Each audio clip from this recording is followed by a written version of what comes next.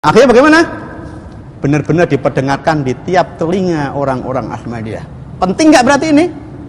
Penting. Belum pernah terjadi Khalifah Ahmadiyah mengutuk Ahmadiyah secara nasional kecuali setelah peristiwa Mubahalah dengan saya. Dan seterusnya dan seterusnya. Akhirnya buku Mubahalah saya cetak. Mubahalah dari A sampai Z resmi kita bagikan kepada cabang-cabang, termasuk kita kirimkan kepada Khalifah Ahmadiyah. Akhirnya setelahnya itu bukan mereka sadar, tapi justru Khalifah Ahmadiyah malah instruksi. Ini instruksinya. Ini Pusat Ahmadiyah Indonesia meneruskan instruksi Khalifah kepada cabang-cabang Indonesia. Isinya apa? Ini cap Ahmadiyah ini. Pusat Ahmadiyah Indonesia mengirim ke cabang-cabang. Isinya apa? Khalifah Ahmadiyah memerintahkan supaya Ahmadiyah Indonesia mengadakan doa khusus bersama. Tiap ba'da Jumat dipimpin oleh seorang imam. Kalau perlu motong domba tiap cabang. Siangnya puasa sunat, malamnya tahajud. Dengan niat supaya Ahmad Darati segera diadab oleh Allah Subhanahu wa taala. Resmi. Kata Khalifah Ahmadiyah, Ahmad Darati nggak bisa lari daripada cengkeraman adab Allah. Resmi. Seperti main-main, tapi iya, benar, hitam di atas putih. Dilaksanakan nggak kira-kira oleh orang Ahmadiyah? Dilaksanakan nggak kira-kira oleh orang Ahmadiyah? Menyuruh berdoa bersama, motong domba, tahajud, siangnya puasa sunat dengan niat supaya Ahmad Darati segera diadab oleh Allah Subhanahu wa taala. Dijalankan nggak? Dijalankan, karena orang Ahmadiyah ini punya keyakinan instruksi khalifah, instruksi Tuhan. Manusia tersuci di dunia, doanya makbul, punya hubungan khusus dengan Allah Subhanahu wa taala. Mestinya dengan keyakinan ini setelah kalah Mubahalah mestinya mereka kan mikir kan, kayak saya mikir kan, jadi ragu-ragu, goncang, akhirnya keluh. Tapi enggak, justru malah mengamalkan instruksi khalifah. Doa bersama, motong domba, 150 domba dipotong. Di cabang Garut motong 2 karena saya berdomisili di sana, supaya saya segera mati hina. Akhirnya dijalankan 27 Februari 1990. Berakhirnya 27 Februari 1991 dijalankan tiap pada Jumat mengadakan doa khusus bersama. Tapi setelah 1 tahun ternyata saya nggak apa-apa, sehat walafiat. Kemudian saya bikin buku kecil, seruan untuk mencampakkan agama manusia, yakni Ahmadiyah. Kita lampirkan instruksi khalifah. Saya komentari satu persatu dan juga kutukannya. Saya komentari satu persatu yang melanggar ketentuan Al-Quran. Dan seterusnya dan seterusnya. Akhirnya bagaimana? Untuk melengkapi sejarah, tahun 1997, itu bulan Juni, saya pas tahajud waktu itu. Sudah tahajud, kok ada gerakan di dalam diri saya harus pergi menemui Khalifah Ahmadiyah di London. Setelah saya berdoa, saya langsung keliling-keliling di lapangan, di halaman rumah. Saya membaca Inna fi khalqis samawati dan seterusnya itu. Akhirnya saya, untuk melengkapi sejarah, saya harus bertemu dengan Khalifah Ahmadiyah yang ada di London. Karena data-data surat yang berhubungan dengan saya banyak sekali. Di antaranya di sini, dalam kutukan ini saya dikatakan manusia bejat. Tapi manusia bejat kok dia kalah berlomba doa gitu loh. Akhirnya bagaimana? Akhirnya saya bulat. Pada waktu itu anehnya saya nggak punya uang. Tapi dalam jangka 1 minggu, dalam jangka 10 hari, itu saya bisa berangkat. Saya langsung ke Singapura. Sampai Singapura saya beritahukan kepada yang menerbitkan buku saya ada rencana mau ketemu Khalifah untuk melengkapi sejarah. Akhirnya langsung saya dapat tiket dari Singapura Jeddah London, London Jeddah Singapura. Langsung saya berangkat dari Jeddah sampai Jeddah, saya langsung ke Masjidil Haram, saya mendoa di Multazam, ya Allah, saya punya niat ingin ketemu Khalifah Ahmadiyah, ini data-datanya, mau saya sampaikan kepada dia. Kalau kepergian saya ini bermanfaat untuk umat, lancarkan ya Allah. Kalau enggak, jangan ya Allah. Saya mendoa di Multazam antara Hajar Aswad sama pintu Ka'bah. Akhirnya setelah saya mendoa, paginya saya langsung ke pusat Rabitul Alam Islami yang di samping pusat Rabitul Alam Islami yang ada di Mekah, itu berdampingan dengan Hotel Continental. Saya langsung ketemu sama Aminul Am, Sekjen Rabitul Alam Islami. Nah, kemudian kita diserahkan kepada musaidnya, langsung saya utarakan semuanya. Langsung pada waktu itu segalanya ditekel sama Rabitatul Alam Islami. Yang London langsung dihubungi, saya langsung dikasih hotel di Mekahnya, kemudian dikasih uang dan lain sebagainya. Sampai berangkat, sampai pulang saya nggak keluar uang sepeser pun. Berarti kan lancar nih. Nah, berarti ada manfaatnya. Akhirnya bagaimana? Akhirnya datanglah di London kira-kira tanggal 29 Juli 1997. Akhirnya tanggal 6-nya saya datang ke pusat Ahmadiyah London. Saya langsung ketemu sama Amir London. Namanya ada Mujib Rashid namanya, Amir London. Akhirnya kita mengadakan perjanjian bisa ketemu Khalifah tanggal 13 Agustus. Sudah kita siapin semuanya, dokumen-dokumen sudah kita siapin semuanya. Rencananya kalau saya bisa jumpa langsung, ini kutukan Anda kepada Ahmadiyah Indonesia. Ini surat Anda yang berhubungan dengan mubalah resmi. Ini surat Anda yang menginstruksikan kepada Ahmadiyah Indonesia supaya mengadakan doa khusus bersama dan lain sebagainya. Ini data-data dari pusat Ahmadiyah Indonesia, dari cabang-cabang. Sudah saya siapin semua. Akhirnya tanggal 13 saya datang, saya nunggu sampai 2 jam dia nggak mau keluar. Saya nunggu 2 jam di ruang tamu, dia nggak mau keluar. Bilangnya dia sibuk.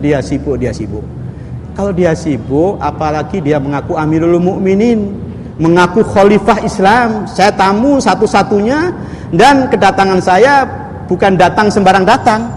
Tidak membicarakan surat-surat dia yang berhubungan dengan saya. Kalau memang dia Khalifah Islam, kenapa dia nggak mau keluar? Tolong dong 5 menit, 10 menit. Yang penting beliau mau keluar. Tetap ajudannya mengatakan sibuk dan lain sebagainya. Akhirnya saya pulang dengan tangan hampa. Anehnya pada waktu kedatangan saya di London itu kok ketepatan. Itu khotmun nubuah yang dari Multan. Jadi khotmun nubuah ini suatu badan kayak apa ya di Indonesia. Jadi itu tujuannya untuk menyelamatkan Nabi Muhammad ini sebagai khataman nabiin. Jadi yang dilawan adalah Ahmadi. Kok pas ketepatan ada acara keliling Inggris dari masjid ke masjid ceramah menghantam Ahmadiyah, sehingga pada waktu itu saya bisa ikut mereka. Sampai saya menyatakan di Masjid Jami Birmingham itu ada kira-kira 15.000 kaum muslimin dan orang Ahmadiyah datang. Pada waktu itu saya katakan, saya tanggal 13 datang tapi khalifah Anda tidak mau menerima saya dan seterusnya. Akhirnya bagaimana? Akhirnya waktu itu 17 Agustus saya sudah rindu sama keluarga. Saya nggak akan pulang sebelum ketemu sama khalifah Ahmadiyah. Akhirnya bagaimana? Akhirnya kita pikir. Udahlah kalau gitu saya akan ikut sembahyang Isya di sana. Akhirnya saya diatar oleh seorang sopir. Menjelang sholat Isya, adzan berkomandang. Saya langsung ke security-nya, bagian satpam yang jaga pintu masuk. Khalifah ada. Nah, akhirnya saya masuk. Saya duduk di bagian belakang Masjid Al-Fadl London yang ada Muslim Television Ahmadiyah, pusatnya di sana. Saya duduk di bagian belakang. Ternyata di barisan soft depan ada seorang mubalik Ahmadiyah Indonesia yang sedang bertugas di sana. Dia kenal saya. Dia melihat ke belakang, itu ada Ahmad Daryadi di belakang. Langsung dia bisik-bisik sama jamaah yang di sebelahnya. Akhirnya semuanya melihat saya ke belakang semua. Maksud saya begitu selesai sholat Isya, dia khalifah jadi imam. Begitu dia berdiri langsung saya cegat. Assalamualaikum, ini Ahmad Daryadi. Ini surat-surat Anda yang berhubungan dengan saya. Mari kita bicarakan. Rencana saya demikian. Nampaknya Khalifah Ahmadiyah sudah mendapat berita kalau ada Ahmad Daryadi di dalam. Akhirnya setengah jam itu nunggu jamaah. Akhirnya salah seorang berdiri menjadi imam. Khalifah tidak mau keluar. Akhirnya gimana? Sudah selesai sembahyang Isya. Akhirnya saya langsung mendekati mubalik Ahmadiyah yang dari Indonesia yang sedang tugas di London tadi. Saya nggak mau pulang sebelum ketemu sama Khalifah Anda. Dia mau lari aja ini. Namanya Komarudin, asli dari Lombok. Masih ada sekarang, masih ada sedang di Indonesia, ada di Indonesia sebagai saksi. Dia mau lari aja, saya mau sibuk. Saya ini kan orang Indonesia, Anda orang Indonesia. Saya ini jauh-jauh mau ketemu khalifah Anda, ini surat-suratnya yang mau saya bicarakan. Akhirnya bagaimana? Akhirnya ada gerombol-gerombol di sebelah sana, saya dekati, ternyata dia ini ada mubalik Ahmadiyah yang pernah tugas di Eropa, yang pernah tugas di Afrika, namanya Ghulam Khadim. Akhirnya saya katakan begini, bisa bahasa Arab ya. Akhirnya saya katakan saya ingin ketemu sama khalifah Anda. Saya langsung dihormati sama dia karena dia belum tahu masalah. Saya langsung dihormati sama dia, langsung diajak ke ruang tamu. Yang saudara Komarudin ikut-ikut menghormati saya sampai ke ruang tamu, nunggu khalifah Ahmadiyah. Selama menunggu saya buka semua itu dokumen-dokumen di hadapan Ghulam Khadim Mubarak Ahmadiyah yang pernah tugas di Afrika. Akhirnya gimana? Saya nunggu 2 jam, khalifah tidak keluar. Sudah 2 jam setengah dibilang khalifah sedang keliling Eropa. Tuh. Tadi kan saya masuk. Security Mas Satpam bilang ada. Kalau memang nggak ada, kenapa nggak dari tadi Anda bilang nggak ada? Saya sudah nunggu 2 jam setengah. Akhirnya sudah saya merasa ditipu, merasa sudah dia nggak berani ketemu saya. Akhirnya jarak beberapa hari saya langsung bikin press conference dengan Khotmun Nubuwah, press conference The Daily London. Ini ada hasil press conference di London ini, The Daily London, Khotmun Nubuwah sama majalah internasional At-Taqwa. Akhirnya setelah itu saya pulang sudah, tapi sudah punya dokumen, sudah punya data-data resmi tentang Khalifah Ahmadiyah tidak mau jumpa dengan saya. Akhirnya tahun 2000 dia pura-pura datang ke Indonesia, tidak menunjukkan kepada dunia bahwasanya nggak ada masalah di Indonesia dengan Ahmad Daryadi. Seakan-akan begitu. Kenapa saya sampai bisa masuk ke dalam Ahmadiyah? Kalau seandainya pada waktu saya selama 2 tahun mundar-mandir ke alim ulama, ada yang bilang kepada saya, Pak Haryadi, itu definisi Ahmadiyah Nabi Rasul dibagi 2 itu nggak benar. Benernya begini Pak Haryadi. Jadi orang Ahmadiyah ini untuk supaya kaum muslimin bisa menerima Mirza Ghulam Ahmad sebagai Nabi Rasul, mereka bikin definisi Rasul dibagi 2, yang membawa syariat dan yang tidak membawa syariat. Kami orang Ahmadiyah juga punya keyakinan Nabi Muhammad Nabi terakhir yang membawa syariat. Setelah Nabi Muhammad gak ada Nabi lagi, Rasul lagi yang membawa agama baru, yang membawa syariat baru. Adapun Nabi Rasul yang tidak membawa syariat bisa datang setelah Rasulullah SAW seperti Mirza Ghulam Ahmad. Definisi Rasul dibagi 2 ini dia pakai ayat. A'udzubillahi minasyaitonirrajim.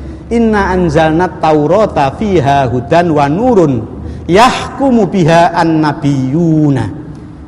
Kami telah menurunkan Taurat, di dalam Taurat ada hudan dan ada nur. Yahkumu biha, menghukum dengan Taurat siapa? An-nabiyuna, jamak taksir. Jamak mudzakkar salim. Jadi nabi-nabi Bani Israel menurut ayat ini kalau menghukumi umatnya pakai Taurat. Berarti Rasul ada 2 macam, gitu loh. Sehingga mereka nabi-nabi Rasul-Rasul setelah Musa sampai kepada Isa tak ada satupun yang membawa syariat. Padahal dia Nabi Rasul. Kalau menghukumi umatnya pakai syariat, tahu ini ayatnya. Padahal yang sebenarnya memang ayat ini tidak salah. Yahkumu biha an-nabiyuna. Lupa saya, kalau saya ngapal kalimatnya bisa, tapi kalau ngapal suratnya harus pakai kamus ya. Surat sama nomor. Nanti bisa sesudahnya itu kita sebutkan. Jadi memang benar nabi-nabi Bani Israel setelah Nabi Musa sampai kepada Nabi Isa itu di dalam hal-hal yang prinsip menghukum pakai syariat, tahu? Bukan berarti nabi-nabi Bani Israel tidak membawa syariat. Nabi Isa sendiri yang sering digembor-gemborkan oleh Ahmadiyah tidak membawa syariat, Nabi Isa juga membawa syariat.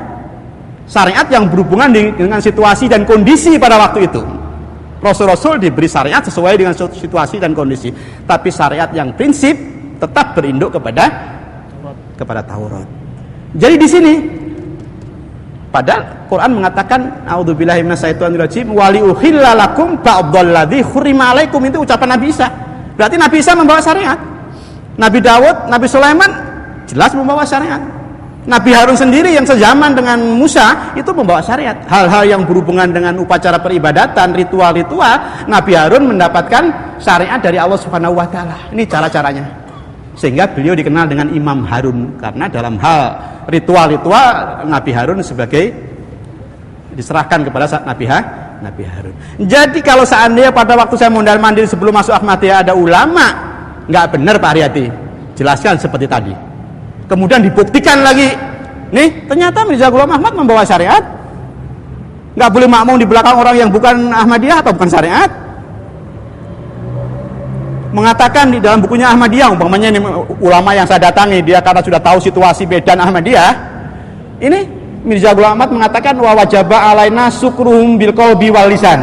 wajib atas kita orang-orang Ahmadiyah bersyukur kepada kolonial Inggris baik dengan hati dan lisan. Wajib bersyukur, berterima kasih kepada kolonial Inggris. Apa ini bukan syariat? Syariat. Di dalam tazkirah umpamanya, sehingga saya melakukan mubalah di Lombok itu kan karena syariat. Karena dalam kitab suci ini dikatakan ini muhinun man arada ihanataka. Sesungguhnya saya, kata Tuhannya Mirza. Jadi ini kumpulan wahyu Mirza. Berarti kalau ada engkau berarti Mirza. Ini muhinun man arada ihanataka. Sesungguhnya saya akan menghinakan kepada orang yang menghinakan kepada engkau, hei Mirza. Wahyu ini oleh Mirza Ghulam Ahmad di dalam bukunya Anjan Atom halaman 65-66. Siapa saja yang berani melawan Ahmadiyah, berani bermubalah perang doa dengan Ahmadiyah, enggak sampai 1 tahun mesti mati hina. Apa ini bukan syariat? Kalau seandainya ada ulama yang mengatakan, yang menasihati saya seperti itu umpamanya, saya enggak masuk Ahmadiyah. Ditambah lagi umpamanya dia si ulama ini mempelajari tazkirah umpamanya. Ini Pak Haryati, ucapan-ucapan Mirza Ghulam Ahmad. Ini ada katanya, anta imamun mubarakun laknatullah ala ladzi kafar. Hei Mirza, kata Tuhannya Mirza, engkau adalah imam yang diberkati, laknat Allah akan jatuh kepada orang yang kufur kepada Mirza. Apalagi ini imamnya adalah imam zaman. Jadi menurut orang Ahmadiyah, Mirza Ghulam Ahmad adalah imam yang diberkati. Yang enggak beat sama Mirza Ghulam Ahmad, kafirlah dia. Membawakan hadis malam ya'rif imamah zamani faqad mata mitatan jariyah. Soal beat, matinya mati jariyah, seperti dalam hadis Muslim, mamata walaisa fi unuki bayatun faqad mata mitatan jariyah. Mamata bi ghairi imamin faqad mata mitatan jariyah. Menetapkan mati jahiliyah, pada itu sebenarnya hadis-hadis yang tidak bisa dipertanggungjawabkan.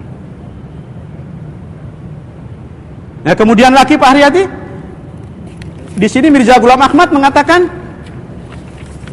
kata Tuhannya Mirza, anta minni,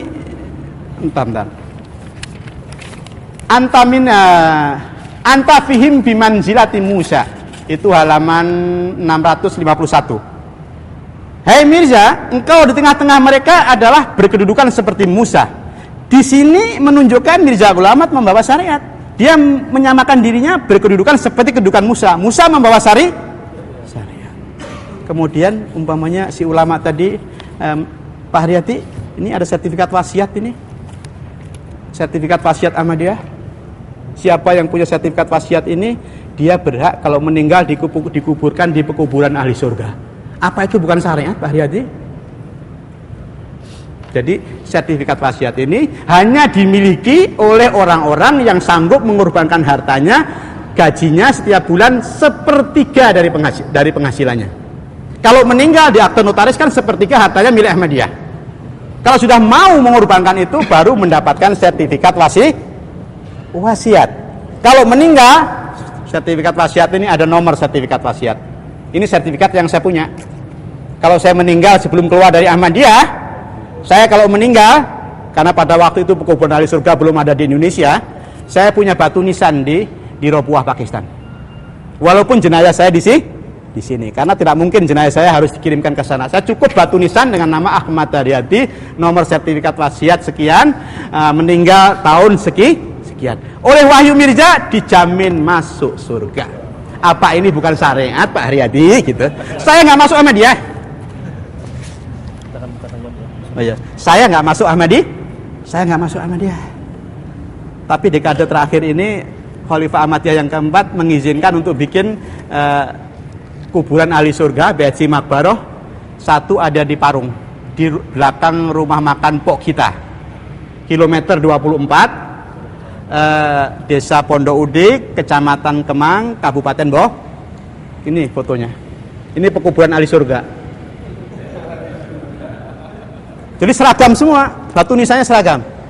Meninggal tahun berapa, nomor sertifikat wasiat dia beatnya karena keturunan atau beatnya bukan karena keturunan, disantumkan tanggal beat dan tahun beat. Dan dia menerima sertifikat wasiat ini tahun berapa. Di Indonesia yang saya tahu sudah ada 2 pekuburan ahli surga. Yang pertama di Parung, yang kedua di Manis Selor Kuningan. Kalau seandainya ada ulama yang menasihati saya seperti itu, nggak masuk Ahmadiyah saya. Apalagi ada yang mengatakan begini umumnya, itu benar, khalifah ada. Setelah Mirza Ghulam Ahmad meninggal 1908 kan ada khalifah yang pertama, kedua, ketiga, keempat yang mubalah dengan saya meninggal tahun 2003, sekarang khalifah yang kelima. Kan punya khalifah. Iya, itu khalifah nggak punya gigi itu. Kalau menurut Al-Quran, syarat sahnya khalifah kalau seandainya ada yang menasihati saya. Menurut Al-Quran surat Nur ayat 55, syarat sahnya khalifah dalam Islam ada 3. A'udzubillahi minasyaitonirrajim. Wa'adallahu alladziina amanu minkum wa 'amilus sholihat la yastakhlifannahum fil ardi kama stakhlafal ladziina min qablihim. 1. Berkuasa di bumi. Berkuasa di bumi syarat sahnya khalifah. Yang kedua, la yastakhlifannahum fil ardi kama stakhlafal ladziina min qablihim wa la yumakkinanna lahum dinahumul ladzir tadallahum. Agama akan menjadi kokoh, disegani, dihormati agama Islam. Karena nilai-nilai Islami dipraktekkan dalam kehidupan sehari-hari. Jadi benar-benar agama dihormati, disegani walaupun oleh agama lain. Syarat sahnya khalifah yang kedua. Syarat sahnya khalifah yang ketiga, Pak Haryadi, wala yubaddilannahum min ba'di khaufihim amna. Jadi kalau ada krisis di luar negeri atau krisis antara umat dengan umat, antara bangsa dengan bangsa, khilafat dalam Islam bisa menyelesaikan, bisa mendamaikan. Kalau ada yang bangkang, faqatilul lati tabghi. Yang bangkang perangi. Nah, untuk mempraktekkan ini kalau nggak punya senjata gimana? Sekarang kita tidak mendamaikan kelompok-kelompok baik di Irak, di Afghanistan, di Pakistan, di akhir-akhir ini di mana? Di Yaman, kemudian di Somalia. Khilafat yang benar bisa mendamaikan mereka, bisa mengatasi mereka. Yang bangkang sikat. Itu syarat sahnya khalifah, Pak Haryadi. Kalau seandainya ada yang bilang begitu, saya nggak masuk sama dia. Ini hati saya mengatakan demikian. Jadi kesalahan siapa? Kesalahan alim ulama, nggak tahu medan. Bukan berarti mereka bodoh, bukan, karena mereka nggak mempelajari. Sebenarnya kalau mempelajari gampang aja menghantam Ahmadiyah. Saya kira cukup sekian. Assalamualaikum warahmatullahi wabarakatuh.